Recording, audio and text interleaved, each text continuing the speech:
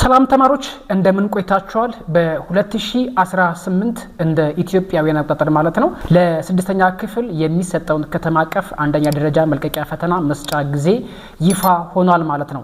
በዚህም ምሳሌ መሰረት የስድስተኛ ክፍል ከተማ አቀፍ ወይም ደግሞ ሚኒስትሪ ኤግዛም የሚሰጥበት ጊዜ ከሰኔ 8 2018 ዓመተ ምህረት እስከ ሰኔ 10 2018 ዓመተ ምህረት ድረስ በእነዚህ ሶስቱም ቀናቶች የስድስተኛ ክፍል ሚኒስትሪ ኤግዛም የሚሰጥባቸው ቀናቶች ይሆናሉ ማለት ነው።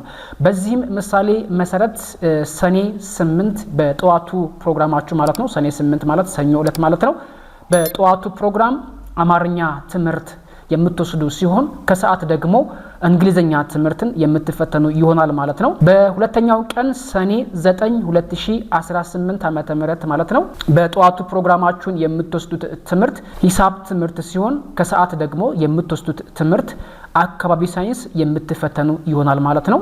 በመጨረሻው ቀን ደግሞ ሰኔ 10 2018 ዓመተ ምህረት ማለት ነው በጠዋቱ ፕሮግራማችሁን የምትወስዱት ትምህርት ግብረ ገብ ሲሆን ከሰዓት የምትወስዱት ትምህርት ደግሞ እንደ ሁለተኛ ቋንቋ አፋን ኦሮሞ ትምህርትን ትወስዳላችሁ ማለት ነው።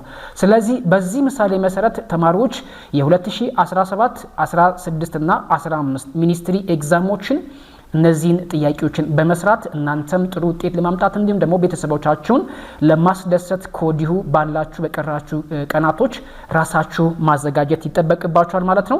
በዚህ ምሳሌ መሰረት በ2018 እንደ ኢትዮጵያን አቆጣጠር ማለት ነው በአጠቃላይ የሚፈተኑ ተማሪዎች ብዛት 84882 ተማሪዎች ሲሆኑ እነዚህም ተማሪዎች ደግሞ በ199 የመፈተኛ ጣቢያዎች ውስጥ ገብተው እንደሚፈተኑ ተረጋግጧል ማለት ነው። ስለዚህ ልጆች ከወዲሁ ራሳችሁን አዘጋጁ። ይህንን ቪዲዮ ለብዙ ተማሪዎች እንዲደርሳቸው ላይክ እና ሼር ማድረጋችሁ እንዳይዘነጋ። ለቤቱም አዲስ ከሆናችሁ ሂሳብ ትምህርት የምንማማርበት የዩቲዩብ ቻናላችን ነው፣ ሰብስክራይብ ማድረጋችሁ እንዳይቀር። በቀጣይ በሌላ ቪዲዮ ወይም በሌላ መረጃ እንገናኝ። ሁላችሁም በያላችሁበት መልካሙን ጊዜ እድል እመኝላችኋለሁ።